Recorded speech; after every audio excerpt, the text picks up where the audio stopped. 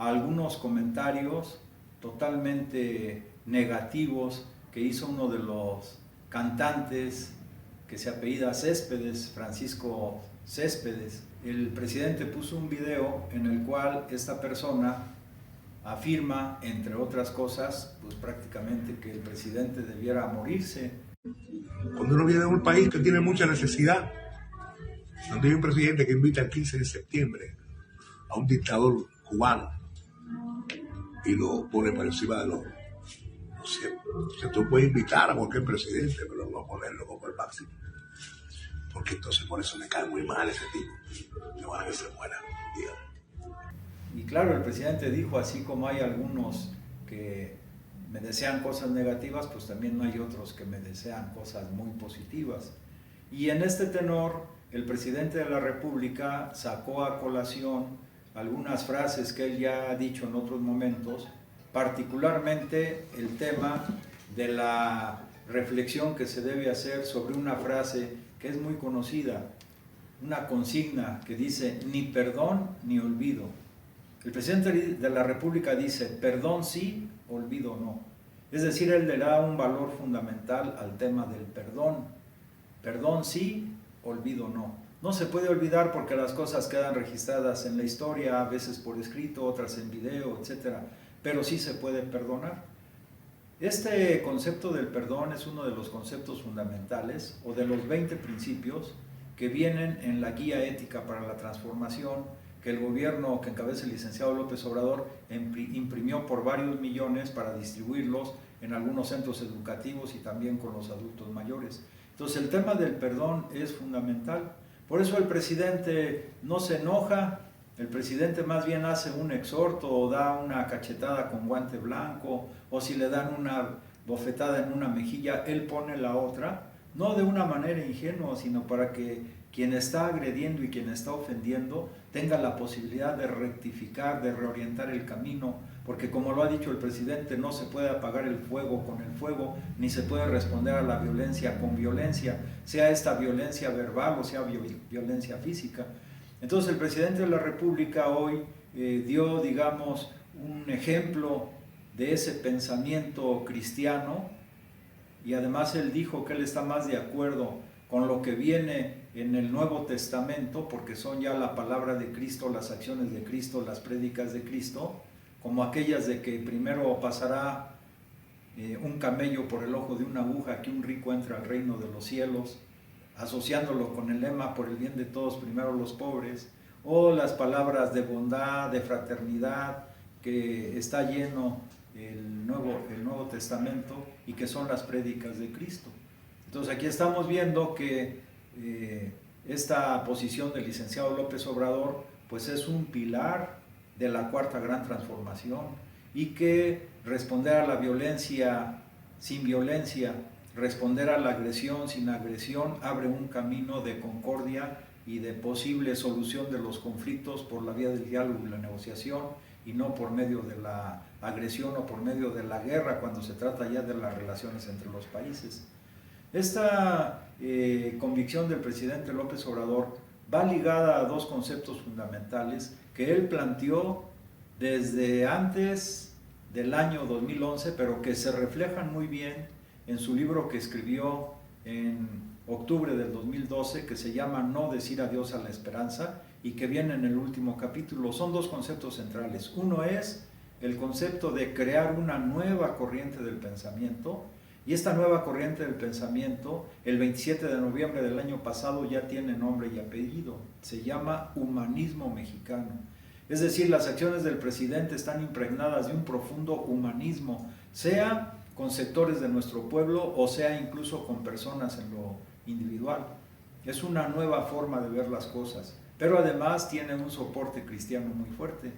Por otro lado, el otro concepto importante que viene en este libro y que él menciona casi diario es el tema de la revolución de las conciencias.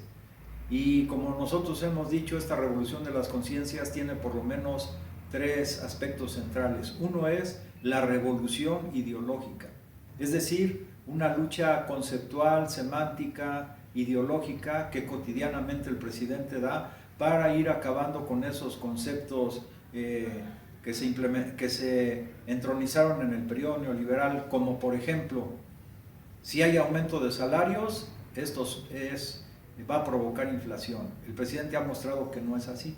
Puede haber aumento de salario y no hay inflación necesariamente. La inflación, por ejemplo, que hoy hay en México, no se debe por el aumento de salario, que casi en lo que refiere al salario mínimo ha subido en este gobierno el 70% por lo menos. Se refiere a un fenómeno mundial que se deriva después de la pandemia y se agudiza con la guerra en Ucrania. Pero México es uno de los países, por lo menos comparativamente con el grueso de los países europeos, que tiene menor inflación. Y si nos referimos al componente energético, pues México tiene mucho menor inflación en ese componente que los Estados Unidos o que los países europeos. Otro tema de esta revolución de las conciencias es la revolución político-cultural. Y ya es aquí donde entra el tema de hoy.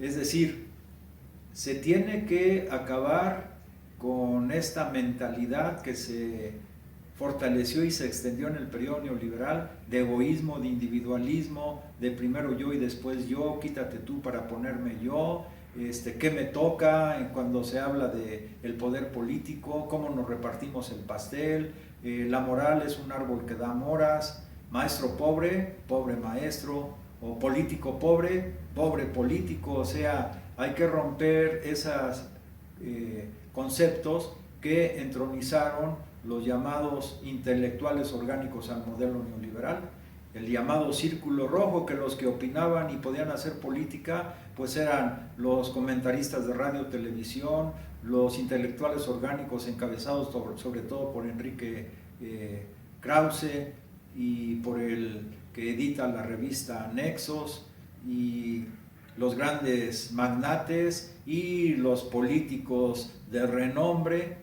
corruptos, la inmensa mayoría de ellos. No, el presidente lo que está haciendo es, en esta gran revolución político-cultural, es que el pueblo cada vez sea más quien tome las decisiones y que no se tomen sobre la base del egoísmo, el individualismo y la corrupción, sino dar cauce a una forma más humana de relacionarnos. Y por eso precisamente el presidente de la República insiste en lo que hoy dijo. Dice, me gusta más lo que viene en el Nuevo Testamento, que es el pensamiento de Cristo, que es pensamiento de amor, repito, de solidaridad, de fraternidad, que lo que viene en el Antiguo Testamento, sobre todo en lo que se refiere a la ley del talión, porque como él dijo, la ley del talión es ojo por ojo, diente por diente. Si nos guiáramos por esa ley, pues la mayoría estaríamos chimuelos, o estaríamos tuertos, o tal vez ciegos. No, aquí se trata de combatir la violencia, no con la violencia. Como dice el presidente, el fuego no se apaga con el fuego, la agresión no se apaga con la agresión. Entonces es un nuevo camino, es una nueva moral, es afianzar de manera real en el corazón y en la mente de todos los ciudadanos los pensamientos profundos de solidaridad, de amor, de respeto, del perdón, por ejemplo, etc.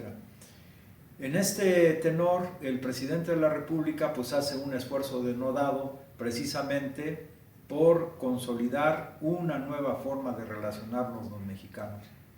Dentro de todo este contexto, también el presidente dio a conocer el nombramiento de la nueva secretaria de Gobernación, que es María Luisa Alcalde, que ha fungido hasta hoy como secretaria de Trabajo, y el presidente exaltó las cualidades de una joven, que además es mujer y joven, que ha resuelto a lo largo de su estancia como directora de Trabajo y Prevención Social.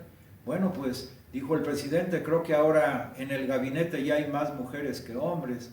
Pues evidentemente que es el tiempo de las mujeres.